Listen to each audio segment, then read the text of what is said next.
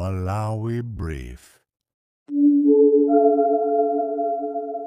Ajomo Osman amene ndi mfumu ya mzinda wa Blantyre anasogolera anthu awo lero mawawo amene amakakonza ku chipatala chimene cha Queens ndi malo ozungulira ndipo umu ndi mmene zinalili.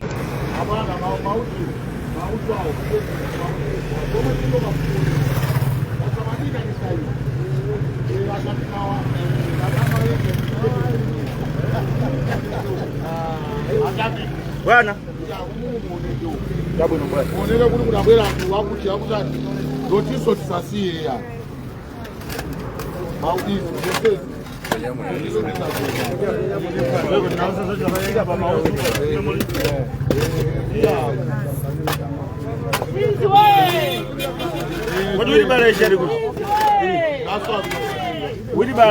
Wilibala. mawina kinamona anabwera ndi Wilibala.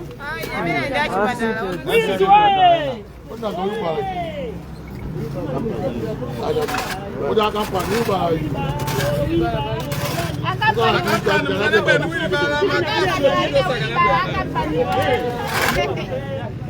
Iya, sering menabui no gente kugira sinari. Zoje baso. Akan panati mawili bande lolo. Majininga bwanji ko.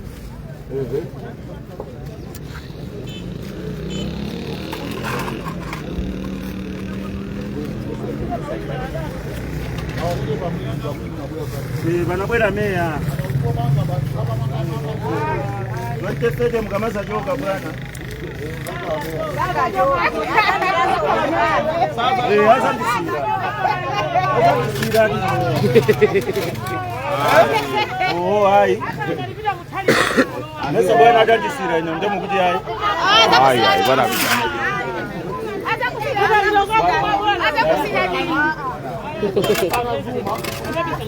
Kumandendi watu kamwana watu wako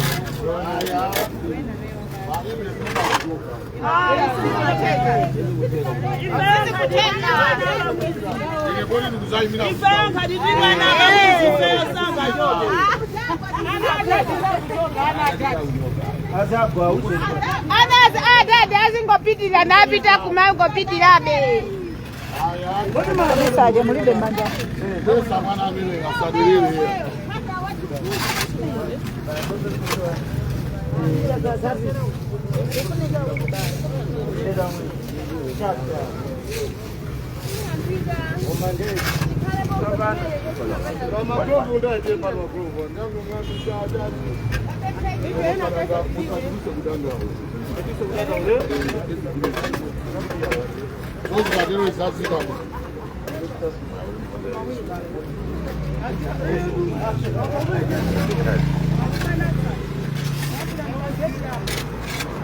Hapo si hapo.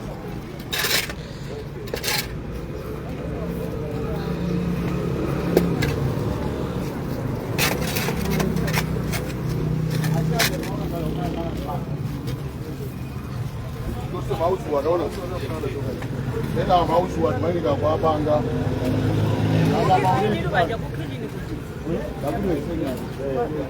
Kwani matumbo hawana hivi? Yaziboni mkoneka. Amuka mutuzo ujanja azoona bado ulita bangakini. Nyasikale pena bado ulituzisi mna mama. Kona kazi majumbo zomwe tikuonderamo zinthu zili kuti.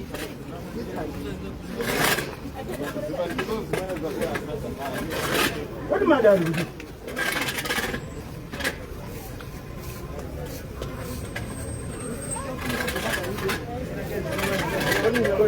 Nuso maukani ndio mukamabu ila tu kupata kile kitu mzigo zingine. Anala Wilibala. Kama jumbo dole mulase mzigo zingine sina kwa zingine. Ali kuja mali ati ajayo. Chemali mukamabu ila tu ameya kubwera kuthandizira izi mzigo zingine sina kwa zingine. Awisi akaona mmoja mwana wangu. Kana atuuza buni mwe kanabu ni sasa. Hapa zukanga tubabe jimoto kubanga.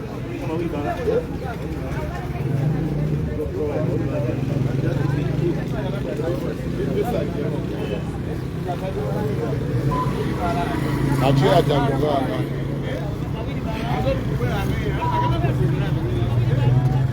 Para nuuza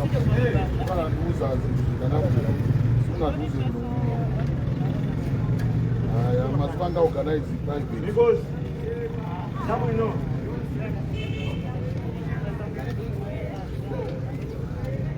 Azumbo la señora casa. ¿Qué dice?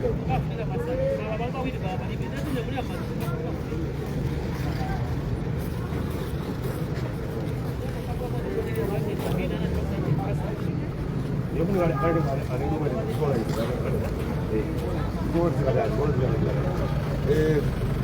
Papino, güey.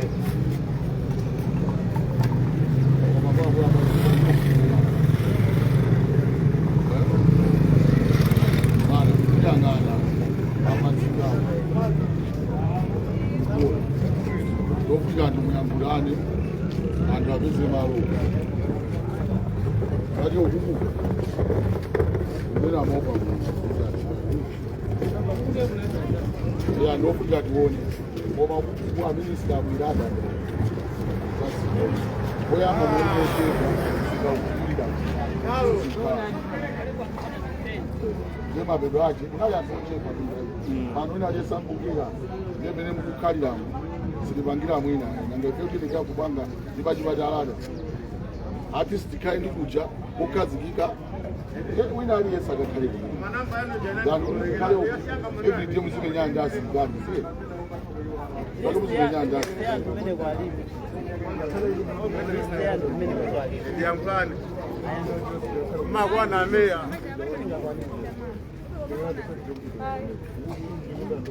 bwana anthu ambiri ali ndimafufuza anthu ambiri ali kumalawana kuyamba kati muthamangisi ine ndomwe nafaidira kuti amakane kusa okuganizirana tendikaitigire ntchito tambosokuna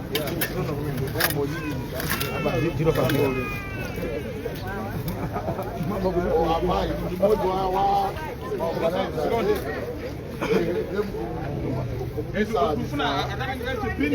iya mukubisala bwanyi erana apa tizikuona kuti miulo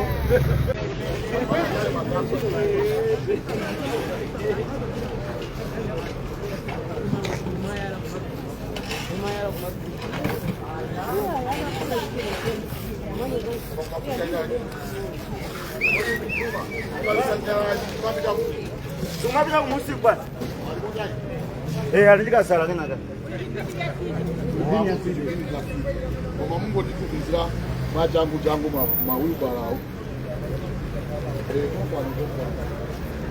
koma za programu yake ya mawa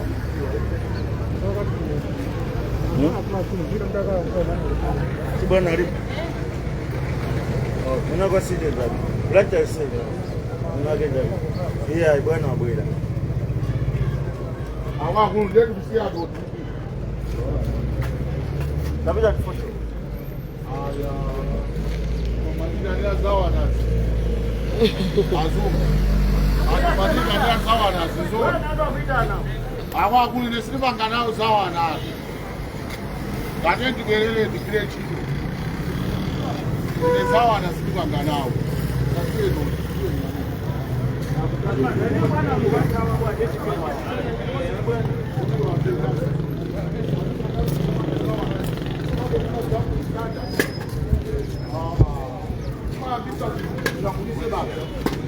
munaendane iyangendisibwera ase katiye vainaufundira siona bwakope tiye ndikile chipa mangofuna mujambuliso kuti mwagwira ndine chipa katiye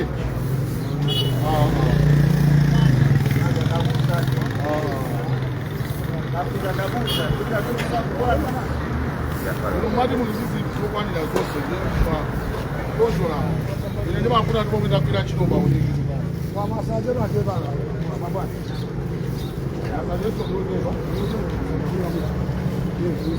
Zabwino kulo.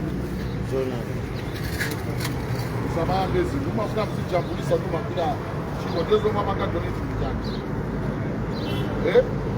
nasamati ndinokonzekerayo Fusomene ndenda afusa kakangapo bwana. tosangaye masikilizira ngwana bwino inu masamati mukufuna amene akukwatisa bange clinic manditi anena muli bezi ndendisiti kumafuna kuti muzingojambulisa kuti anthu azikuonani kuti nayi ndi chomo timakagwira ntchito mulibe zida zokwanira aya sizoonani tozame kungoba ndi masanje mabula ndi masanje kati 10 basi ukasesa basi aya we need to be serious mamba bwana ine zomangonditenga masakajambulisa ine ndikafika pa ntchito msidatu mwakonzekera kungera kuti ukapanga cleaning malembalemba cleaning services yanu mungapanga cleaning ndini masanje 10 are you serious what yosamanesa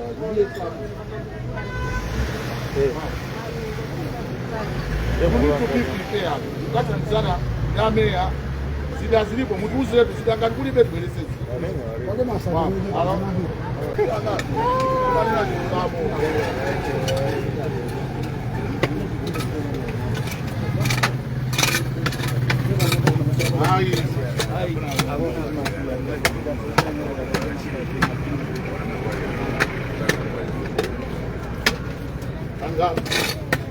zangura ngatisimali amwenda zakulira makombo kakungwe kanu kungopanga matisheti 10 basi mangofuna ti musajambulise ndameya basi ili kungwe yatenakula mafuna kujambulise ndameya basi kakungwe kanu iya koma abanga kumbe kanu katina misa zida mulibe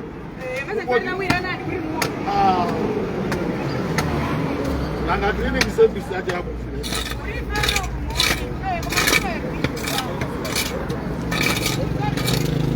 na gari bwana huyu kama kuna zawelewele ndani nazo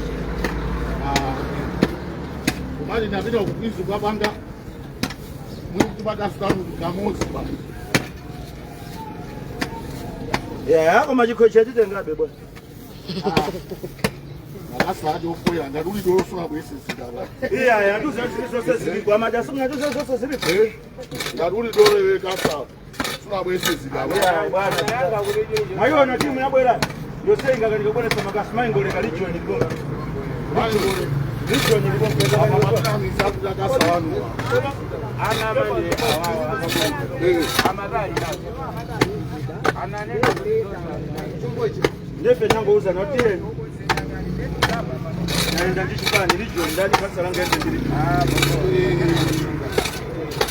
kasala ndana ngende ndilicho licho ni nini ndo katsuma pesa mimi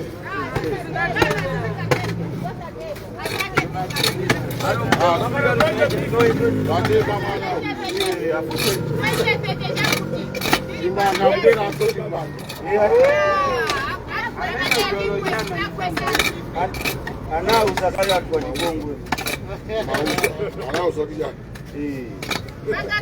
hata kula ofa hayo akubwera atucharu akuzindorera atucharu amada madina misa bwana ngazandira nene kuzochitika msikaudi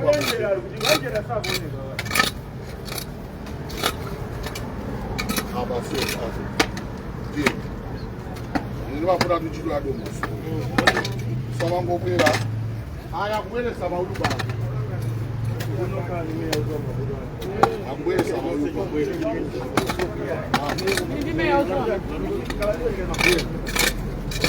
wangu mana manga ana nena ndana pesa koma usanena ya kumango ndi kapo unazoka kuonza ndikaponzo mbizi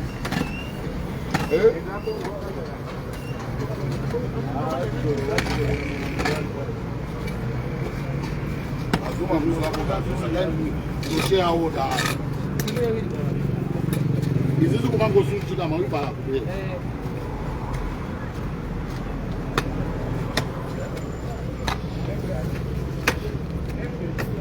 Wizi oye! Wizi oye! Tupo madalani wizi ya dalali bwana kubwera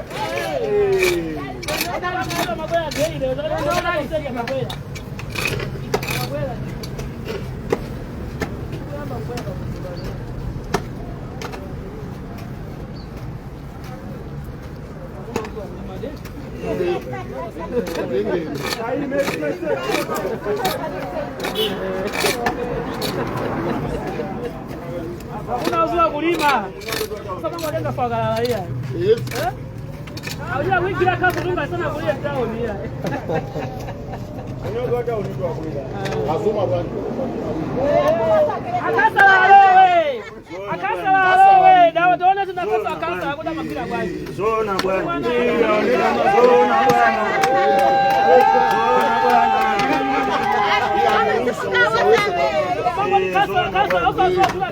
Zona bwana.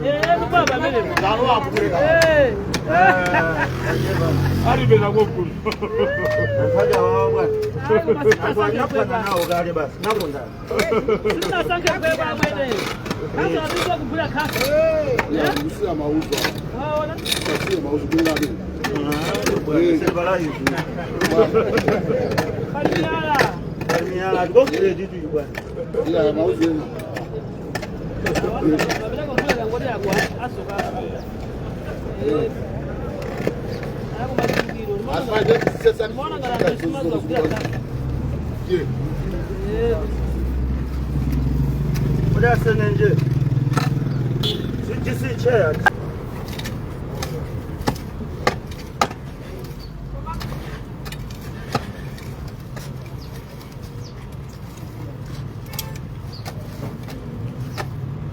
Wala mauzo wapi?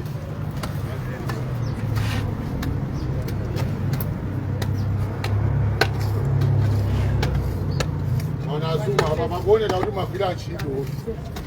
Zuma ababona babone na uduma kila nchito.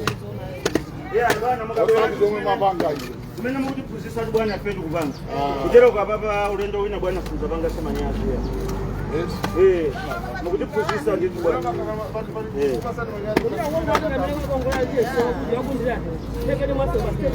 Madela msiju banga manyazi mimi namudi dira bwana. Ya baba Ya ndubanga siku papatie zaga kwa kuchibada shughuli na ile zabanga kile disaster ndizini kile.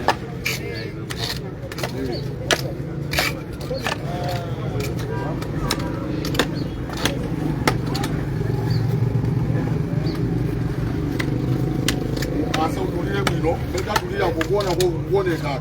Yapa msabange za upia. Namuna saugira kaswa asibiti kuyama.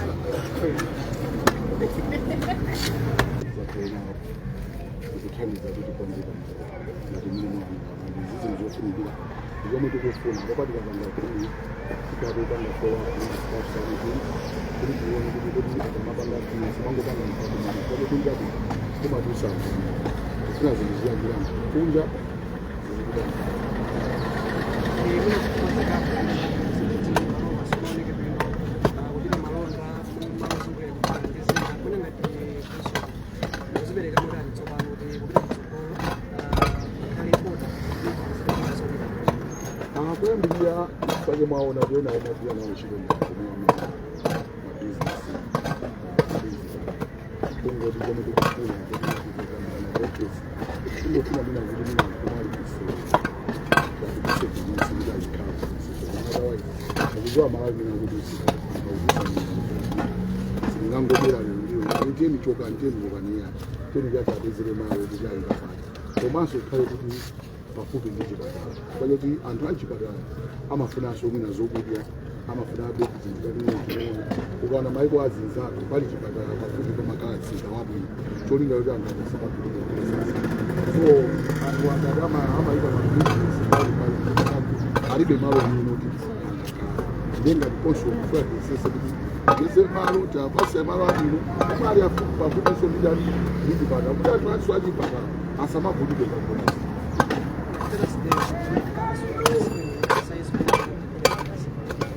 We want to thank our colleagues in the service for coming up with this initiative. I know these guys they went through the cancer Anita to come and clean to this place. So he has contacted me and told me that the mayor will need to join us. So that's why you can see me. I'm here helping them to clean it. How are you sure that the activities are being rotated in this landscape? It's very important because that's why we have the council of the area and we have the people who are doing business around the hospital. So this initiative will continue because the ones who are using the facility will also help to clean the place. This is the message that we are giving to the people who are surrounding this place. How about plans of moving the market to the other side? It's what we are trying. That's why I've said that we can't just wake up today and tell the people to move out from where they are doing business. First of all, we need to find where the place we're going to allocate them. It's need to have the people who are doing business around it because even the people who are in the hospital, they're looking for some of the things. So when you go to other countries, you find that where there's a hospital, there's also a market near. Because we do that for the sake of the people who are in the hospital. So it's also as we try to find a place nearby hospital where